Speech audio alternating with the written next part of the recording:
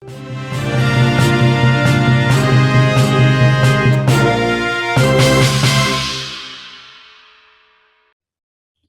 menuju Kalimantan Barat. Ratusan warga Ketapang harus rela mengantri minyak goreng murah yang dijual oleh salah satu pedagang atau agen di Jalan IR Haji Juanda, Kecamatan Delta Pawang, Kabupaten Ketapang.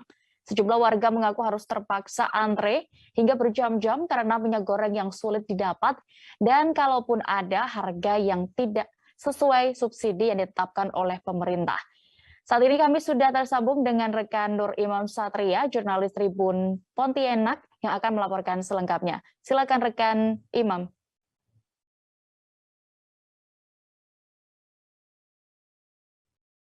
Di Sabtu 5 Maret 2022 memang ratusan warga Ketapang itu rela mengantri minyak goreng murah yang digelar oleh salah satu agen yang ada di Kecamatan Delta Pawan, Kabupaten Ketapang.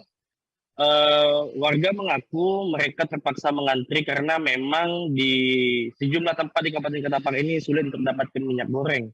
Apalagi jika pun ada minyak goreng yang dijual itu harganya tidak sesuai dengan subsidi yang ditetapkan oleh pemerintah.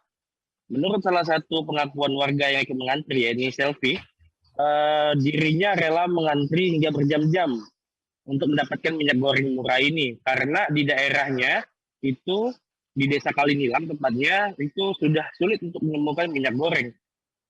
Selvi mengaku minyak goreng yang dibelinya ini untuk keperluan menyambut bulan suci Ramadan dan Idul Fitri.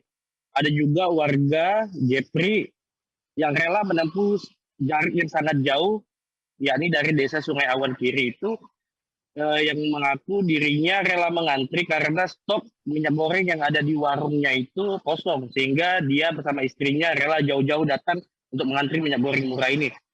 Dari penuturan pemilik agen atau toko yang menjual minyak goreng murah ini, pihaknya menyiapkan 1.000 dus atau 1.000 karton minyak goreng, yang mana setiap warga yang mengantri atau yang membeli itu dibatasi dengan syarat menunjukkan KTP.